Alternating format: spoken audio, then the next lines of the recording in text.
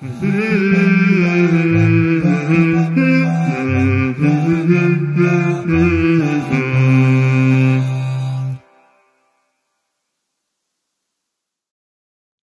ini disponsori oleh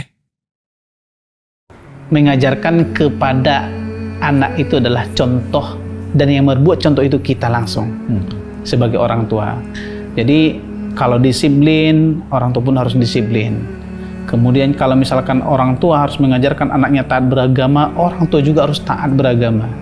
Jadi nggak ada celah anak kita itu, remaja itu adalah memberikan kalimat, wah kamu suruh-suruh saya ini padahal kamu belum berbuat, gitu kan. Bismillahirrahmanirrahim. Assalamualaikum warahmatullahi wabarakatuh. Alhamdulillahirabbil alamin, wassalatu wassalamu ala nabiyina Muhammad wa ala alihi wa sahbihi wasallam, amma ba'du.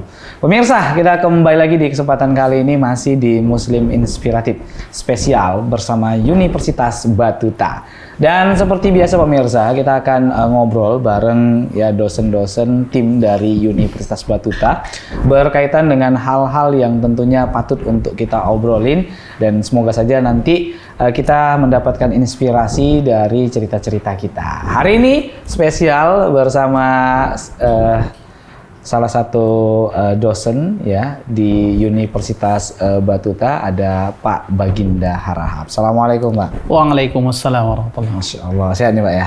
Alhamdulillah sehat. Oke, di Batuta ini katanya sebagai Kaprodi Informatika. Ya betul. Masya Allah. Banyak mahasiswa kita.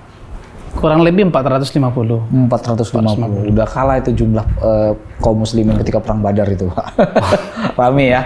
Masya Allah. Hari ini pemirsa, kita mau ngobrol bareng Pak Baginda Harahap itu berkaitan dengan ya adab para remaja zaman sekarang ini. Nggak diragukan lagi, di Indonesia ini sebenarnya banyak orang yang berilmu nih Pak. Banyak. Ya, sekolah tersebar di mana-mana. Tapi sayang terkadang banyak juga orang yang ilmunya tinggi, adabnya rendah. Nah ini kan mungkin salah satunya nih prediksi saya adalah mungkin dari segi pendidikannya dulu kurang mungkin kurang mendapatkan ilmu yang pas untuk bisa dipraktekkan lah mungkin, atau mungkin ada faktor-faktor yang lain. Makanya hari ini akan kita coba ulas bersama Pak Baginda dari Universitas Batuta. Oke. Kebetulan juga nih pemirsa, Pak Baginda ini adalah salah satu kepala sekolah ya di SMA. Jadi kalau cerita anak remaja, menjelang remaja, bahkan sampai ya sudah akhir-akhir remaja, karena juga beliau seorang dosen, sering berjumpa dengan mereka. Nah, kalau menurut Pak Baginda ini, bagaimana kondisi remaja kita sekarang ini berkaitan dengan adabnya, Pak? Oke. Ini saya ceritakan kan berdasarkan satuan tempat pendidikannya ya. Kalau cenderung saya kalau di kampus jumpa sama yang namanya mahasiswa, berarti kan rata-rata umurnya itu udah 18 ke atas, 17 ke atas. Kalau di SMA ya di setara SMA lah, umurnya ya lebih rendah daripada mahasiswa. Akan tetapi dengan halnya teknologi ya kan yang tak bisa kita ungkiri dan bahkan nggak bisa kita membatasi, hanya membuat jiwa kontrol saja bagaimana menggunakan teknologi itu dengan baik, ya kan. Dari memang pengaruh kenakalan dari sisi remaja kita baik di sekolah tingkat SMA dan juga di mahasiswa, kalangan mahasiswa perguruan tinggi hampir sama. Hampir samanya itu termasuk salah satu contoh ya yang saya lihat itu adalah siswa kalau di sekolah, di kampus mahasiswa sangat jarang ditemukan rasa malu itu ketika guru dosennya itu adalah lagi mengajar, lagi menyampaikan materi, mahasiswanya main smartphone, main handphone. Ya, main handphone. Sungguh pun terkadang kan di aturan si dosen sebelum mengajar memang terkadang nggak diingatkan. Selama proses pembelajaran, tolong handphonenya, smartphone-nya harus disilentkan atau jangan jangan dipakai dulu, taruh dalam tas. ya kan. Terlebih-lebihnya kita di Fakultas Teknologi. Hal ini terkadang menjadi kelemahan kalau smartphone nggak diikutkan. Iya kan? Nah, termasuk misalkan salah satu pembelajaran ya. Kita buat contoh mata kuliahnya itu adalah pembelajaran mobile learning, mobile ya, pemrograman berbasis mobile. Itu di lab komputer. Dosen kan hanya memberikan konsep struktur bagaimana membuat codingnya. Ya. Iya kan? Terlebih-lebihnya untuk sampai dengan ada nanti kasus soal yang diberikan kepada mahasiswa. Mahasiswa ini kan ada yang fahamnya ya kita ceramah, jelaskan di PowerPoint, kasih modul. Ada mahasiswa itu fahamnya adalah by YouTube. Tinggal dia cari, kita kasih link YouTube-nya. Misalkan contoh kalau saya di mobile itu adalah menggunakan namanya platform Kodular. Ya tinggal bukanya di YouTube Kodular masuk. Iya kan. Jadi kalau kita batasi nggak pakai smartphone, ada kendalanya. Di sekolah juga halnya sama. Alasan yang kita temukan jika smartphone ini kita cut di sekolah, otomatis siswa itu buat alasan bagaimana kami pergi ke sekolah, kami nggak diantar orang tua, kami hanya misalkan selalu gojek pulang balik, kalau makanan pun terkadang dia nggak bawa bontot dari rumah, harus online. Nah, jadi gitu. Termasuk juga adalah smartphone itu di sekolah kita itu kita buat full internet nih. All area internet gitu kan. Jadi ditagih. Nah, bahkan sekarang Persaya itu dinas di sana semua kelas sudah kita fasilitasi dengan proyektor yang smart. Jadi pembelajaran tadi memang betul-betul sudah ada kita kaitkan dengan unsur teknologi. Nah, cuman kan kenakalannya itu adalah akses informasi cepat dia ya. Mau cabut tinggal dikit, iya cabut di jam kosong. Nah, gitu kan. Nah, hati-hati ya, awas, ibu ini bapak kepala sekolah udah masuk.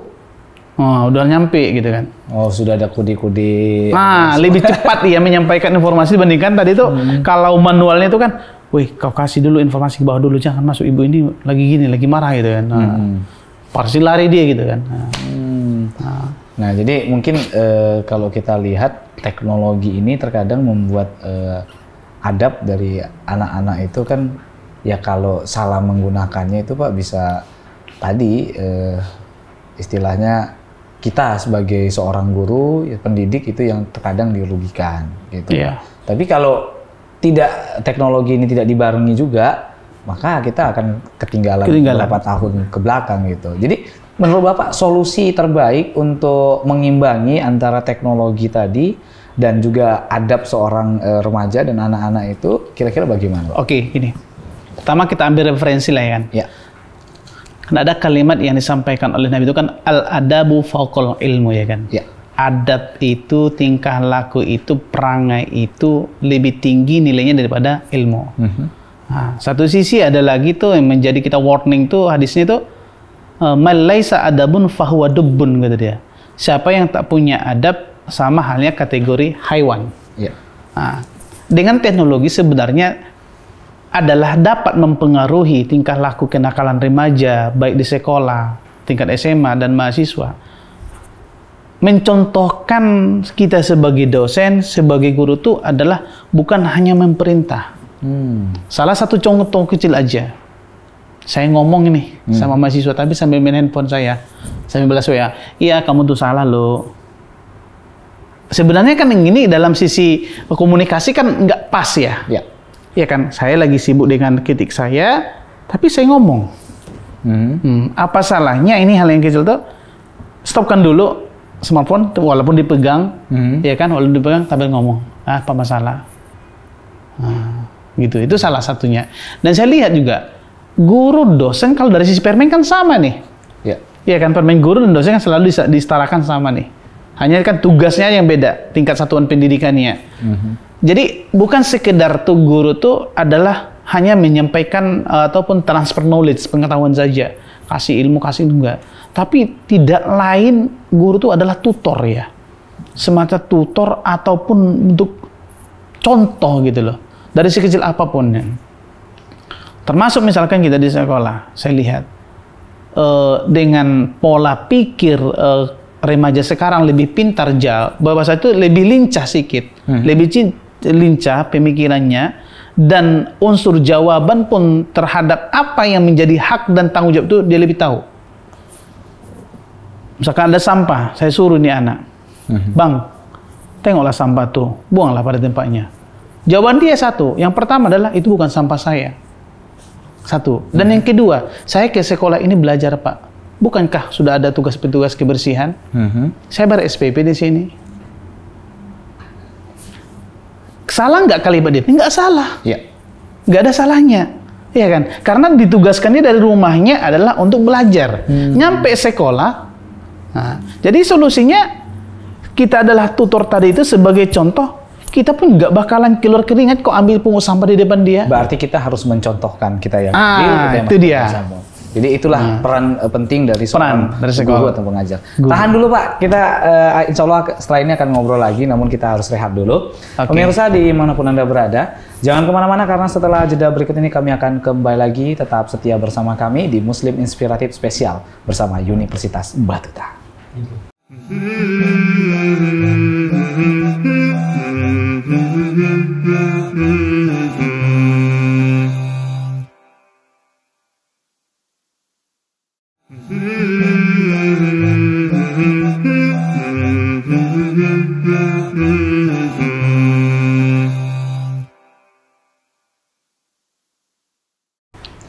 Ya, alhamdulillah pemirsa, kita kembali lagi di kesempatan kali ini masih di Muslim Inspiratif Spesial bersama Universitas Batuta dan masih bersama ya Pak Baginda Harahap. Kita masih ngobrol berkaitan dengan masalah adab remaja zaman sekarang dan tentunya tadi sudah panjang lebar kita ngobrol.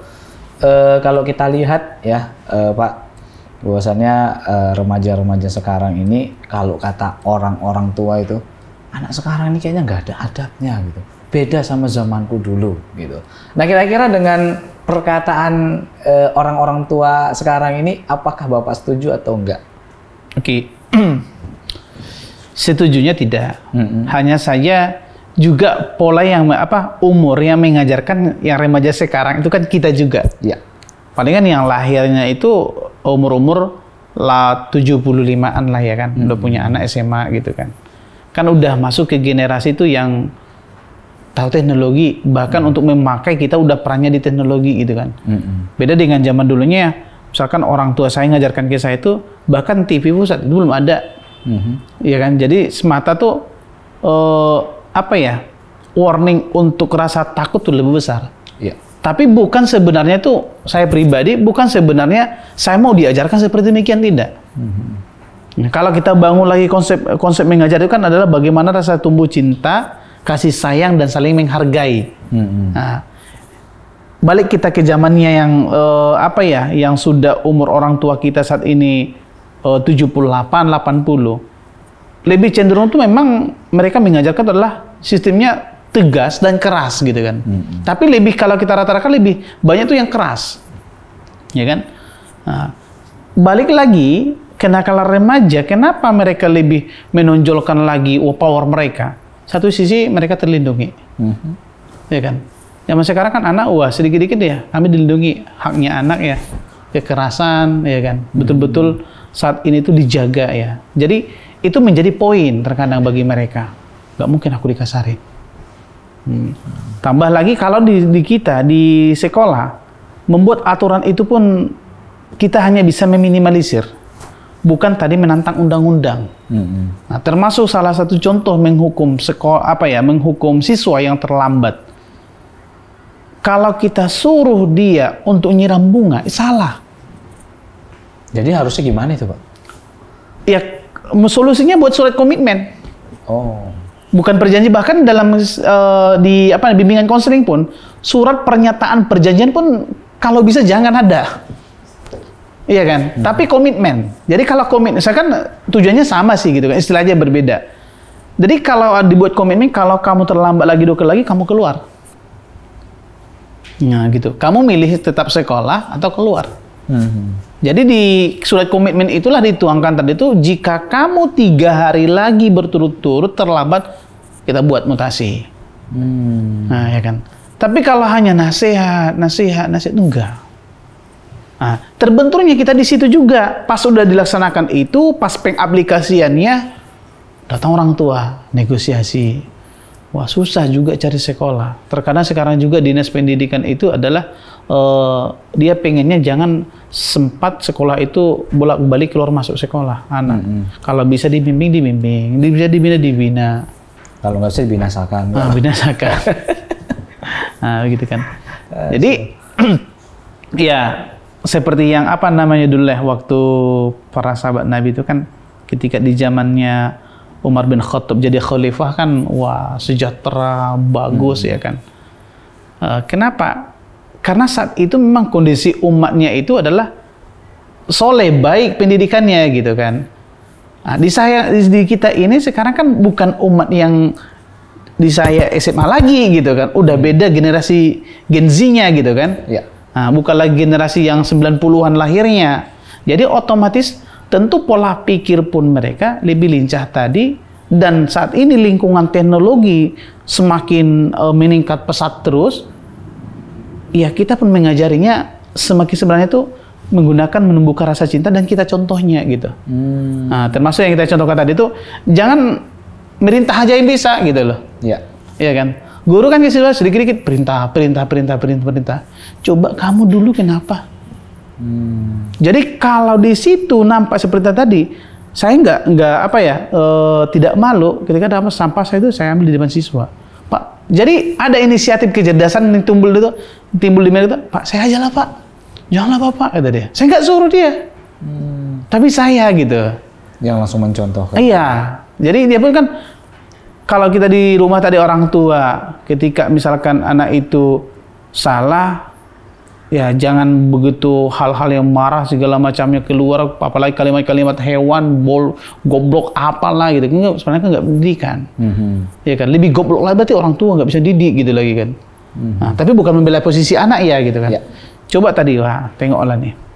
Orang kalau misalkan si anak itulah pulang jam 10 malam, jam 11 malam. Buat orang tua dulu. Kalau dia pulang apa? Tengok nih efeknya sama saya anak. Kau gini, nah gitu. Jadi dicontohkan langsung. Masya Allah. Oke, Pak, belakangan ini kan sempat kemarin ada sempat viral itu seorang guru ya yang mohon maaf ini ya mengatakan hal yang nggak pantas diucapkan oleh seorang guru seperti halnya mohon maaf goblok gitu kepada seorang penjual teh kan, gitu. Dan ini kan sempat viral. Nah, apakah menurut Bapak ya seorang orang tua, murid itu memang harus lebih awas lagi untuk memilih-milih guru, misalkan dari segi adabnya dan lain sebagainya. Apakah itu penting atau kalau kita belajar itu hal yang pertama yang paling menjadi prioritas itu adalah yang penting ilmunya? Oke. Kalau kita di lingkungan Eropa adalah memang ilmunya, ya kan. Kalau kita balik ke kurikulum yang ditekankan oleh pemerintah, semua SDM manusia Indonesia ini adalah kompeten ya. Kompeten masing-masing bidang dan profesinya. Berarti kan lebih cenderung adalah skillnya ya yang dituangkan tonton. Masalah adab urusan kamu lah. Palingan nanti masuk kerja ketika nggak disiplin udah out. Tapi kalau kita di Indonesia ini kan kita berbudaya ya. Budaya, rukun beragama, apalagi kemudian marga. Ini kan ada nilai-nilai yang tidak tertulis, ya kan? Tapi sebenarnya budaya dan marga itu tadi khusus tertentu kan ada nilai orang-orang ini santun-santun. Biasa yang marga ini santun-santun, yang suku ini bagus-bagus. Nah, kan begitu. Jadi ya guru itu harus bisa menguasai banyak istilah kalimat yang dimana dapat memberikan suatu edukasi pembelajaran. Nah, jangan sempat guru itu adalah sempit bahasa, bukan harus menguasai bahasa Inggris, bahasa Prancis, Jepang enggak gitu. Kalimat lah ya kalimat. Nah, kalau tuh nampak itu siswa dia rupanya orang Batak, coba buat bahasa Batak ke dia. Coba buat bahasa Batak, lebih keakraban tuh nampak. Jadi ini dulu pernah waktu saya Sumatera Barat ada namanya Ustadz, masih ingat saya itu Ustadz Lutfi Said namanya.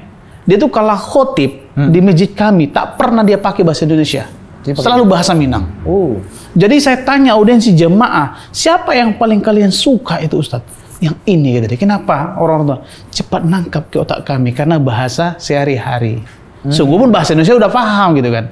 Jadi di kita tuh kalau misalkan kita sebagai manajer ya kan, kalau pas sekolah itu kan manajer ya, kepala koordinator tuh ya perlu lebih kalau saya sih melihat tuh kemampuan guru berkomunikasi sih. Berkomunikasi, bagaimana dia jadi contoh, bagaimana kalimat sehari-hari yang dia ungkapkan. Nah, bukan hanya lebih cenderung tamatan dari mana. Gitu kan. Alma maternya ya. Iya. Oke Pak, kita tahan lagi Pak, karena kita harus rehat dulu. Insya Allah nanti setelah ini kita lanjut kembali. Nah pemirsa dimanapun Anda berada, jangan kemana-mana, karena setelah yang mau lewat berikut ini kami akan kembali lagi tetap bersama kami di Muslim Inspiratif Spesial bersama Universitas Batuta.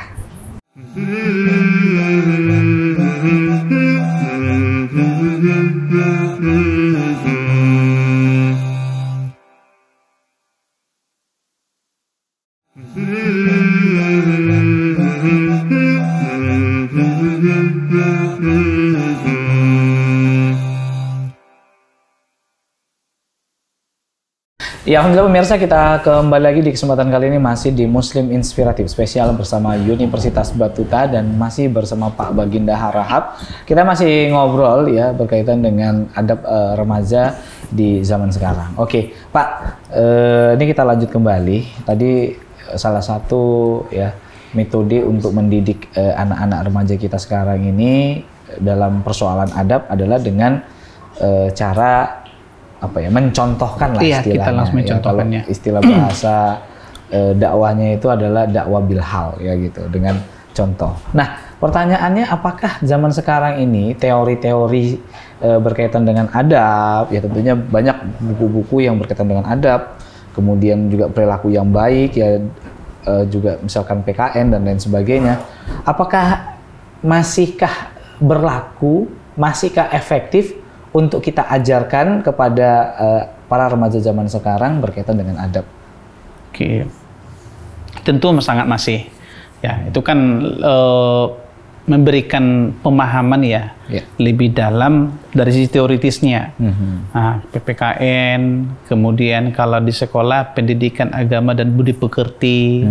Nah, kita kan karena satuannya umum itu ya pembelajaran agama tadi kan paling kan sekitar 2 les ya per kelasan dalam 1 minggu pertemuannya. Kalau kita di perguruan tinggi palingan hanya di semester 1 ada namanya mata kuliah agama. Selebihnya nggak ada lagi gitu kan. perlu sangat, dan bahkan nggak bisa kita hilangkan hal demikian.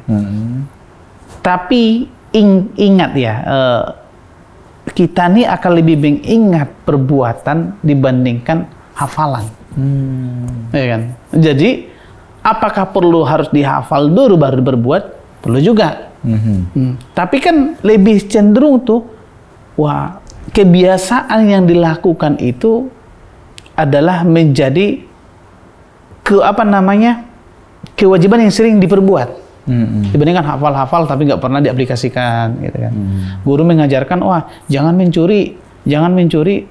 Ini bahwasanya pasalnya yang melarang ini konsekuensinya, ini sanksinya gitu kan. Nah, jadi seakan-akan coba guru tuh lebih cenderung tuh pas begitu pembelajaran tuh kasih kasus contoh video, boom. Tengok pada tanggal tadi nih yang korupsi nak. Tengok sekarang di mana dia di selnya. Tadi di Medan baru-barusan ibu. Jadi guru tuh ke akal dosen lebih bagus tadi mengajar itu di awal pembelajaran tadi langsung studi kasus yang dinampakkan. Setiap pertemuan ada studi kasusnya.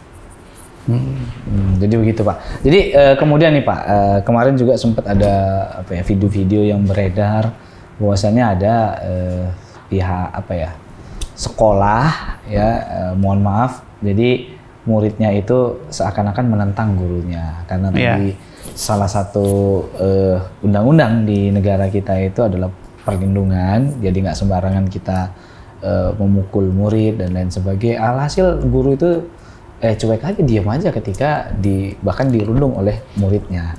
Nah, bagaimana menurut Bapak dengan kejadian tersebut, dan seharusnya apakah yang harus dilakukan seorang guru ketika mendapati murid yang adabnya itu masih kurang? Oke. Jadi kalau di situ lebih cenderung kepada si leadernya ya, si kepala sekolahnya. Di awal masuk, langkah yang baik adalah ajak orang tua diskusi. Misalkan undang, ada pertemuan sosialisasi bagaimana kebijakan yang ada di sekolah. Dengan adanya kebijakan, termasuk dengan bagaimana siswa menghargai guru, bagaimana guru harus bisa memberikan hukuman terhadap kesalahan si anak. Nggak setuju di situ, orang tua, tinggal kita buat. Bapak cari sekolah sesuai dengan fashionnya. Tidak ada kok di dunia ini sesuatu perbuatan yang dibuat jahat, nggak ada hukumannya. Kita aja di jalan lintas, ketika misalkan kita melanggar lampu merah atau nggak pakai helm, apakah polisi memberikan maaf? Enggak kan? Langsung ini pasalnya, bayar dendamu. Ya kan? Tebus. Atau langsung tilang. Apakah Pak Polisi itu, oh, hari ini jangan dulu ya Pak, nggak apa-apa. Besok Pak Bapak jangan, besok Pak Bapak pakai helm. Hari ini saya beri maaf ya Pak. Ada. Kartu kuning dulu, besok baru kartu merah. Iya, ada. Kan enggak. Kan enggak gitu kan. Tapi itu kan sudah bukan lagi ranah pendidikan ya. Di pendidikan ini kan memang yang kita ajarkan yang salah. Artinya kan anak yang salah. Bahasa itu ya bukan anak yang salah. Yang nggak tahu bagaimana dikasih tahu. Oh, ya seperti yang tadi langkahnya, bimbing, arahkan, bina sampai bosan gitu kan. Nah, guru saat ini karena konsep tadi itu ketakutan lebih banyak daripada dia rusak secara profesinya, ya tugas guru saya lihat dan dosen itu hanya transfer knowledge lah. Mau kau dapat enggak terserah, mau kau jungkir balik, mau kau ini itu terserah. Jadi tuh nyarisnya di apa ya? Kalau saya lebih cenderung tuh nggak ada salah di guru Pak. Nggak ada, karena nggak ada guru yang menghukum siswanya ketika nggak salah. Nah, cuman balik orang tua lebih banyak tuh membela anaknya gitu. Lebih banyak. Itu berapa banyak tuh saya temukan kasus di sekolah. Salah satu contoh, kita pulang sekolah tuh jam paling lama tuh kan 14.30. Nyampe di rumahnya jam 8 malam. Berarti yang dicari orang tua siapa? Gurunya. Wali kelasnya. Ya kan, padahal udah keluar kita udah kasih tahu tuh. Ya kan, jadi udah adanya teknologi membantu. Apa saya buat di sekolah adalah kartu digital. Datang siswa tap, langsung sinkron ke WhatsApp orang tuanya, anaknya udah hadir. Begitu pulang, tap, anaknya udah pulang. Jadi orang tua lagi tinggal memonitoring bagaimana kesiapan anaknya.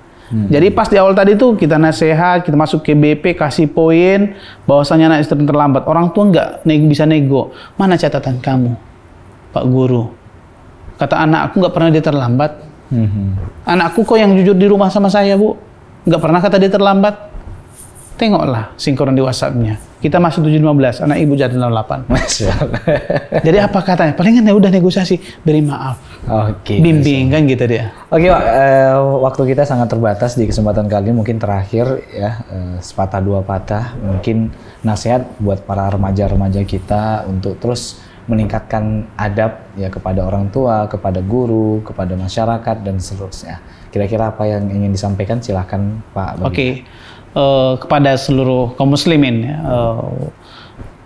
warga Indonesia, ya kan, penduduk Indonesia ataupun warga khusus Kota Medan kita adalah mengajarkan kepada anak itu adalah contoh, dan yang berbuat contoh itu kita langsung sebagai orang tua.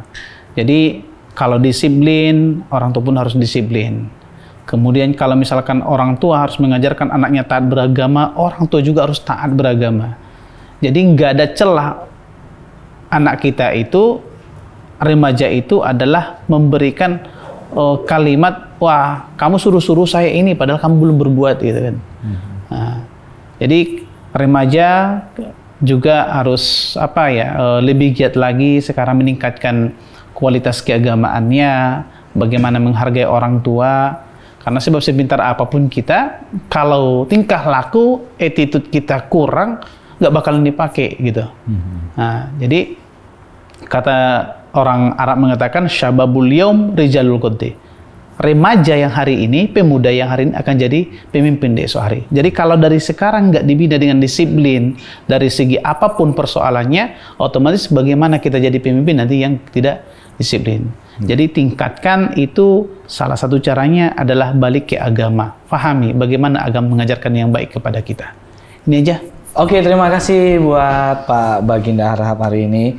Beberapa nasihat dan juga pengalaman beliau sangat luar biasa. Semoga para pemirsa semua bisa terinspirasi dari cerita-cerita kita tadi. Pemirsa dimanapun Anda berada, sampai di sini dulu perjumpaan kita. Sampai jumpa di episode berikutnya dan kami mohon maaf atas segala kekurangannya. Langsung kami tutup di kesempatan kali ini dengan doa kafaratul majelis. Subhanakallahumma bihamdika asyhadu an la ilaha illa anta astaghfiruka wa atubu ilaik. Assalamualaikum warahmatullahi wabarakatuh. Terima kasih Bapak Baginda. Oke, Bang.